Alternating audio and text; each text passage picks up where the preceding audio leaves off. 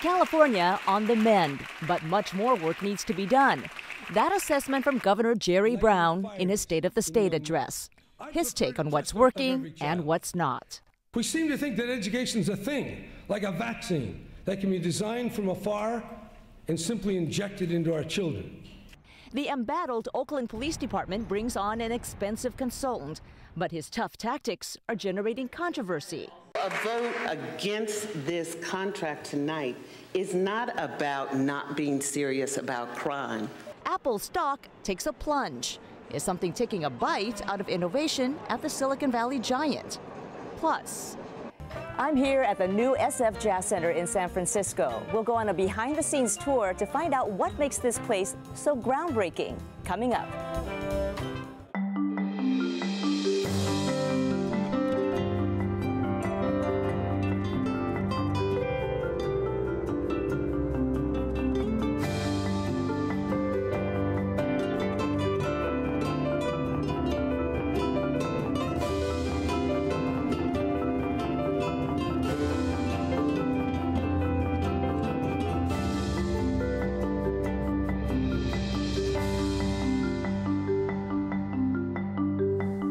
Good evening, I'm Thuy Vu. Welcome to This Week in Northern California. It's been an eventful week with the governor's address from the state capitol, emotions running high in Oakland, not to mention a new one-of-a-kind arts institution celebrating a grand opening in San Francisco. We have much to get to, so let's begin by introducing our panelists. Joining me tonight are Mathai Kuruvilla, San Francisco Chronicle reporter, and Jolie Odell of VentureBeat.com, as well as John Myers, KXTV political editor, joining us from Sacramento. Governor Jerry Brown struck a confident tone on Thursday, applauding lawmakers and voters for making tough decisions to balance California's budget. He also pushed for his priorities, including education and regulatory reform.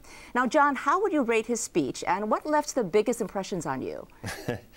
Well, you know, rating the speech, a speech from Jerry Brown is really tough to do because it's unlike any other speech you get from any other governor. I mean, how many governors go from the book of Genesis to the little engine that could in one 25-minute speech? I mean, this was a vintage Jerry Brown speech, and I think, you know, really what you saw here was a little bit of the governor running a victory lap. Proposition 30 passed, the temporary taxes passed, the budget looks a lot better.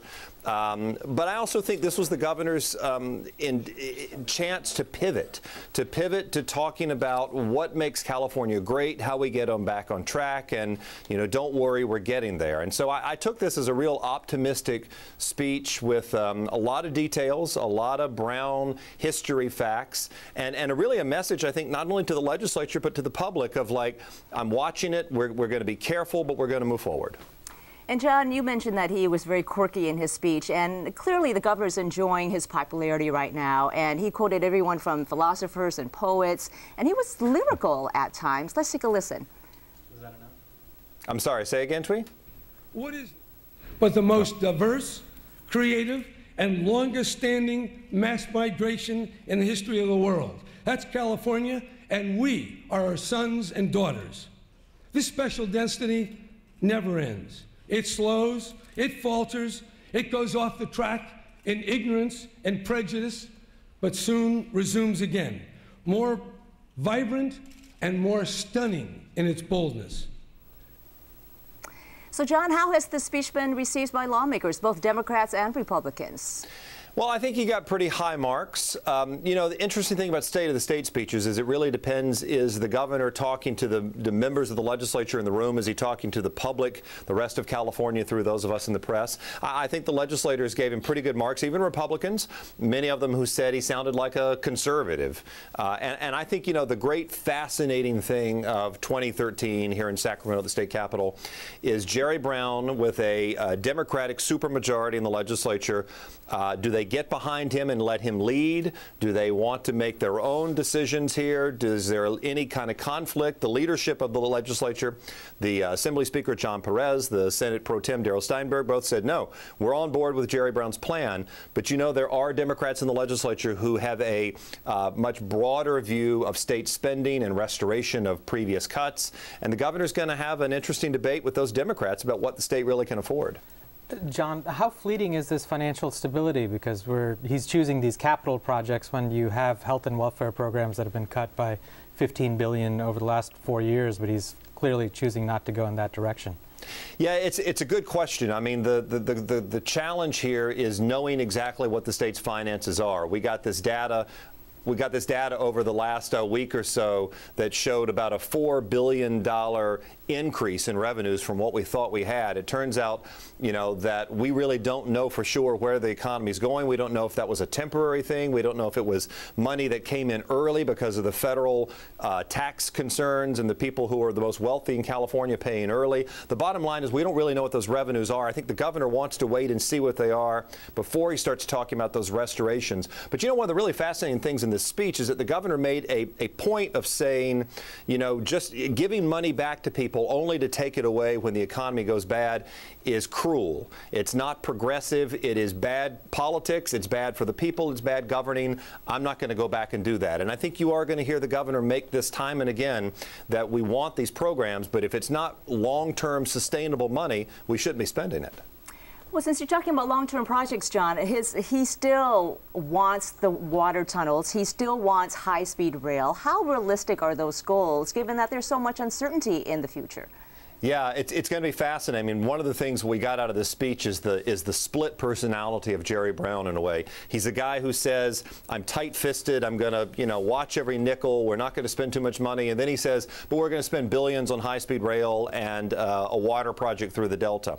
I think that the water project is the first big hurdle here in Sacramento. He's got to convince people about those underground tunnels that would go around the Delta, that there's enough habitat restoration. That's a big fight with environmentalists. And on high-speed rail, I mean, it's going to break ground projected at the end of 2013, but the money that California needs is from Washington. It's not from California pocketbooks. And the congressional Republicans at this point have said no way, no how. The governor has got to continue to use the bully pulpit, I think, to try to make that case, even though the president is on his side, to get that money. So, we're talking about long-term versus less long-term, short-term money here. I think that's the way the governor would explain it, but I do think that selling this to the public is tough, to say we don't have money to do more than what we're doing, but we've got this grand vision that we have to spend money for. He's got to find a way to explain that, I think, to Californians. And John, real quickly, what about education? Still a top priority for him. What does he plan to do with that? I think education, Twee, is the big fight of 2013. I really would tell people to pay attention to this one. The governor's plan, in brief, would loosen the rules that Sacramento makes on local schools and how they spend their money. It would also send more money to schools with poor children and English learners. That means that you're going to have money shifted away from some suburban schools, from some rural schools. That's a huge fight. And I think, what we think that's going to be versus the political fight we're going to have, it's really going to be one to watch. All right, and we will be watching, and so will you. John, thanks so much for joining us. We have to say goodbye to you now. I know that you want to spend time with your family and your young kids. Have a good evening. Thanks, Twee. All right, thank you. Well, to Oakland now. After hours of heated testimony, the city council voted to hire an outsider, police consultant Bill Bratton. He's the former police chief in Los Angeles and New York, praised by many, but also vilified by others. Now, Mathai, with Oakland's high crime rate, why are people so up in arms about Bill Bratton, and why is he so controversial? Well, he really is symbolic of a lot of tensions within Oakland right now. You have a city with a high crime rate already, and it's been rising. It was a 23% increase last year. At the same time, you have so there's a faction of the community that is very concerned about increasing the amount of police that there is in the city. At the same time, there's a faction, and it's not clear how large these groups are, but that is very resentful of the way policing is done in Oakland.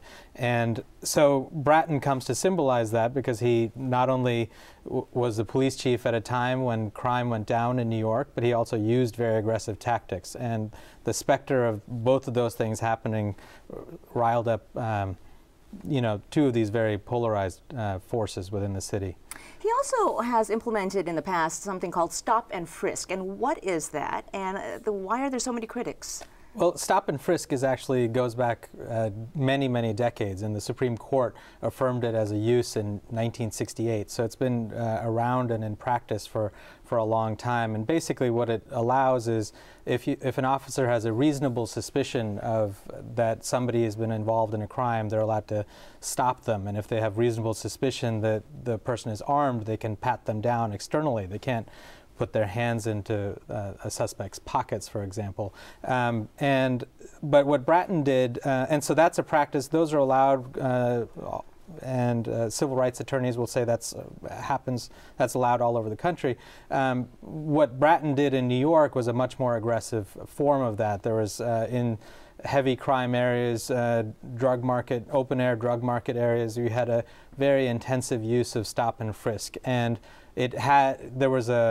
now those drug market areas in New York were heavily impacted. Now whether they could have been impacted without stop and frisk is an open question, sociologists say. So, but Bratton and other police advocates would say it was instrumental, but again, that's an open question whether it was, how necessary that was. Now, how much interaction will Bratton have with the community? Because at the City Council meeting this week, there was heated public testimony for hours with people opposed to having him in the city of Oakland and bringing his policies here. How effective can he be if the community doesn't support him? It's an interesting question. Originally, he was going to be leading these town hall forums where he would be interacting with the community, and recognizing the reaction that he got in Oakland, the police chief quickly realized that that was not going to be a good position for him. At the same time, what he's going to be doing is he's going to be implementing a crime plan for a city. Now, this is a city with the highest violent crime rate in the entire state, and it doesn't have a crime plan on how to address it. And so he's going to be working on that and developing more data-driven policing policies. And these are things that really deal more with the management of the police department and, improving the efficiency of management. And theoretically, that's something he could have a huge impact on and not be roiled up in this community reaction as much. Well, it is a critical time for Oakland. As you say, it's now described as the most dangerous city in California. 131 homicides last year, the most since 2006. There are only 613 officers now. That's the lowest staffing level in Oakland in more than a decade. So what exactly is in Bratton's contract? What is he responsible for? Some of that is vague, and that's brought up some concerns. But again, there's a program called CompStat, which helps management or command staff in the police department figure out how to deploy officers and the department as a whole in relation to the crime and the way that it's happening. So that's something that he's proven that he's very good at in New York. Hotspot policing is another way people talk about it, and that was a key element of his strategy in New York. So that is one element, and again, increasing the efficiency of how the department responds to crime. Now, what exactly specifically he'll be doing, that's a little bit more vague. Is there an irony here? Because Oakland used to have a police chief, Anthony Batts, as you know, and he had views that were very similar to Bratton, and the city ran him out of town. So amid that backdrop, can we read anything into that about Bratton's chances of succeeding in Oakland? Well, he's really just a tiny portion of what policing will be about in Oakland, and I think that's, again, why I think about him as more a symbol than what the day-to-day might be, because his contract is really for a whole team of people, and it's a $250,000 contract. Oakland spends $160 million on policing every year, and so this is just a very tiny portion of the police budget, and so we'll see what kind of impact he'll have. But there's so much focus on him; it's almost taking away from the larger issues that are happening right now. That's a good point. Okay, I know you'll be watching. All right, let's move on to Silicon Valley now. The maker of iPads and iPhones posted strong profits, $13 billion in the final quarter of 2012 for Apple. But the news landed with a thud as the company's stock prices plummeted. So, Jolie, why the drop? Oh, it's a little bit of a mystery to everybody who's looking very realistically at the numbers, I think. Analysts predicted that Apple in the last quarter would sell something like 50 million iPhones, and Apple disappointed them by selling 47.8 million iPhones. They beat expectations for a lot of other estimates, but they fell behind in a couple. Analysts thought Apple would sell a lot more Macs. Surprise, surprise, consumers today are buying more phones than computers, and Apple missed the mark there. But still, they have very strong revenue, record profits. Investors, I think, were disappointed for the wrong reasons, and that's why the stock has dropped. But it's dropped a lot, 15 or 16% in the past 5 days alone. In fact, it's dropped enough to make Apple no longer the world's most valuable company. Exxon kind of came back on top today. They've been back and forth with those kinds of positions for at least a couple years now. Now, what are some of the major reasons, do you think, for the slump in demand for Apple products? CEO Tim Cook has indicated that he won't reconsider the iPhone's smaller 3.5 and 4-inch screens, even at a time when other smartphones are offering bigger screens and doing quite well. Well, I think Apple, they see the positive. They see a very glass half full when it comes to these smaller phones that fit smaller hands a little bit better. But I don't know that that's written in stone, anything that they say. You know, we've heard for the longest time that Apple was not going to be doing a 7-inch tablet, and yet the iPad mini launched very well earlier in 2012. So I don't know what we're going to see from Apple. Nobody knows what we're going to see from Apple in terms of new products. But I think what we're seeing is they're kind of softening a little bit. They're opening up to new ideas. They're rolling out new kinds of products, and we can't really say what they will or won't launch in the next 2 or 3 years. I think it depends a lot on consumer demand. Now, some analysts are saying that the era of innovation at Apple is over now that Steve Jobs is gone. What do you think? Well, I think the era of Steve Jobs is over, and may he rest in peace. He was a design-focused dictator, and I think that when he came out with the iPhone in 2007, there was nothing like it, and but then his reign, if you will, became about conformity to that standard and control of the marketplace around it. And I think there's more opportunity now for Apple to be innovative than ever before in its history. I think the iPad mini is proof of that they can break boundaries and they can go beyond what they know how to do. The question is, will they? They still have a lot of really great designers and really great product people there, so we'll have to wait and see. I want to talk just real quickly about another high-tech giant that was in the news this week, and Google recently beat an antitrust rap regarding Yelp. What was that all about, and does it still face other antitrust suits? Google has been through the ringer when it comes to dealing with the feds, both in America and abroad, and antitrust is a big part of that whole enchilada. They're extremely competitive. They will do just about whatever it takes to make a profit. And with something like Yelp, what they were doing was pulling in reviews, pulling in Yelp content into Google products. It's kind of a search engine's business to bring in content from around the web and other services. But they were doing it in a way that Yelp thought was rather unfair, and the FTC was looking into that for about 1.5 years, 2 years. So it was a very long brewing case, and I'm sure Google will face many more like it in its history. So, given that this week's big news involved Apple and Google, and taken together, what implications can we draw about the state of Silicon Valley? Well, that's huge. That's a huge question. You've got these two huge companies doing really, really different things. You know, one is in hardware, one is almost entirely in software. And I think what we can learn, what we can say absolutely, is that the future of Silicon Valley no longer rests on your computer. It rests in your hand, in the palm of your hand. The fact that Apple disappointed analysts by not selling as many Macs as they thought they should have, that's a big sign. The fact that Intel decided it was going to start shutting down its PC-based motherboard business, that was a big sign. And Google's never been in the desktop business. So yeah, I think smartphones and tablets are very much the future. Okay, since we're talking mobile and smartphones, just out of curiosity, do you have an iPhone? I do not. You I do never not. have. I never.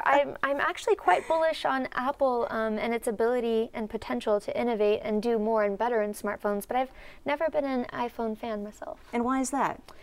You know, it's the Henry Ford problem. When they first came out with the iPhones, it's like, here's your iPhone. You can have the same one as everybody else. And I'm an individual. I like to have choice. All right. So you like some innovation and originality yourself. And a 5-inch screen. Come on, I like them big.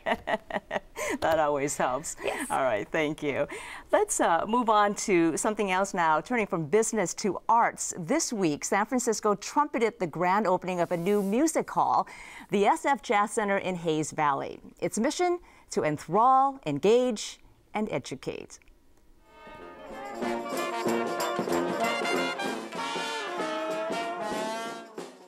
On Monday, thousands of jazz lovers turned out to christen San Francisco's newest arts institution. Welcome to the SFJAZZ Center.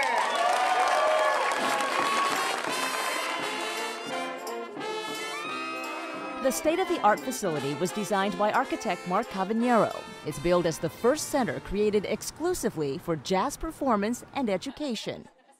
We got our peek inside the new building after the crowds had left, and workers returned to finish the remaining construction. Our guide, Randall Klein, Executive Artistic Director of SFJAZZ. The whole idea of the construction here was permeability in connection with the street. And you can see here that literally where the sidewalk feels part of this room. Wow. And when there's performance going on here, you will see it, you'll walk by. And that's really very much a core focus of your vision, which is to really make jazz accessible and to make people feel like it's a part of the community. It's jazz and it's just culture in general. Up the street from us, you can see Davies Symphony Hall and the Opera House right from here too. And this is an idea that culture is accessible. Jazz is an accessible art form. This is America's classical music. And so it's great to have this art form visible as you walk by. Klein founded SFJAZZ in 1983. Since then, he's grown the organization from a small weekend festival to a critically acclaimed institution presenting more than 100 concerts a year, including its own award-winning octet, the SFJAZZ Collective. For the past 3 decades, those performances took place in rented clubs and concert halls across the city. But now, all that's about to change. So this is the main auditorium? This is it. Wow. What makes this so special? Well, for the performers, it's looking out into the faces of people here. Joe Lovano, who was a member of the SFJAZZ Collective, who's performing on the opening night, likened this to a Roman amphitheater they performed in the south of France, this idea of getting the energy from the audience. There's a particularly favorite seat of mine. I've been sitting here for the last few weeks here. These seats literally are on the stage like you're in the most intimate of intimate clubs. And this whole area, this whole zone in here can become a dance floor. Well, there will be some boogieing going on here. One hopes.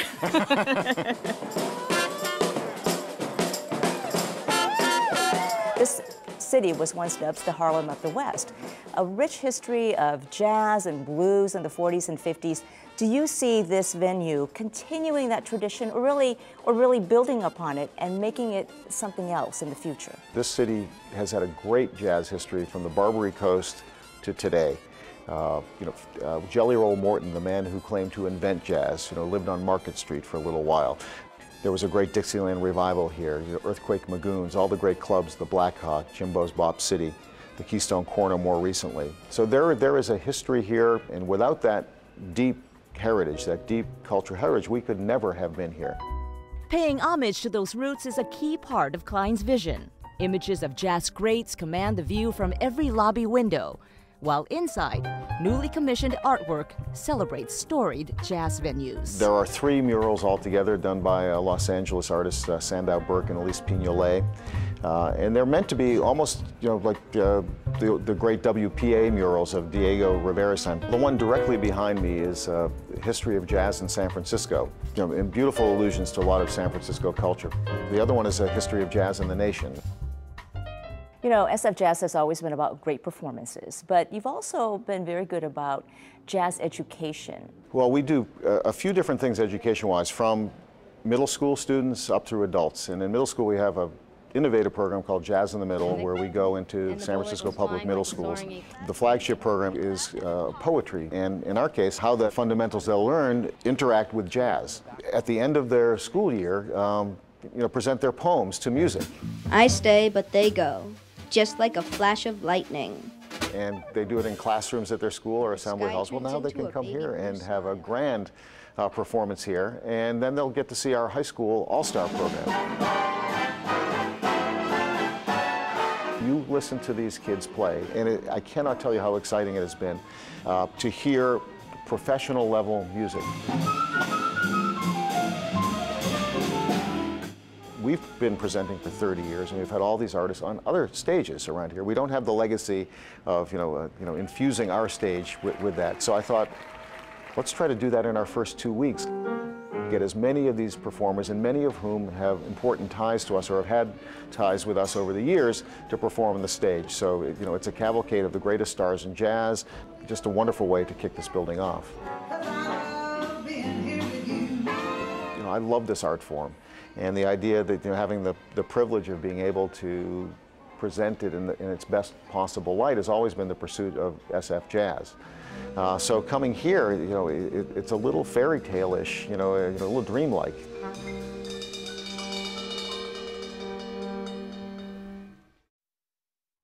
Well, just SF Jazz isn't the only thing being celebrated in the city this week. Hey, how about those Niners, guys?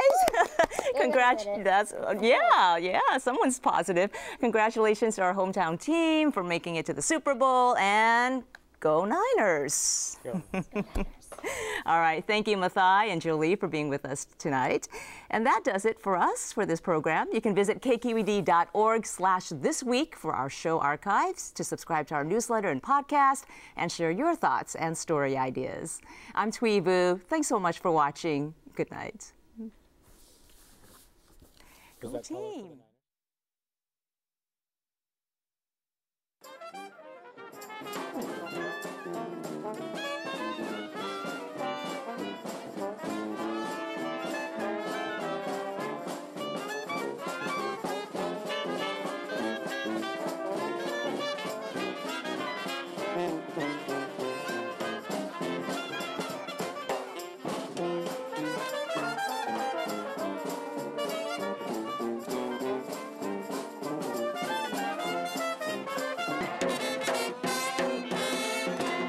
Major funding for arts programming on This Week in Northern California is provided by Diane B. Wilsey.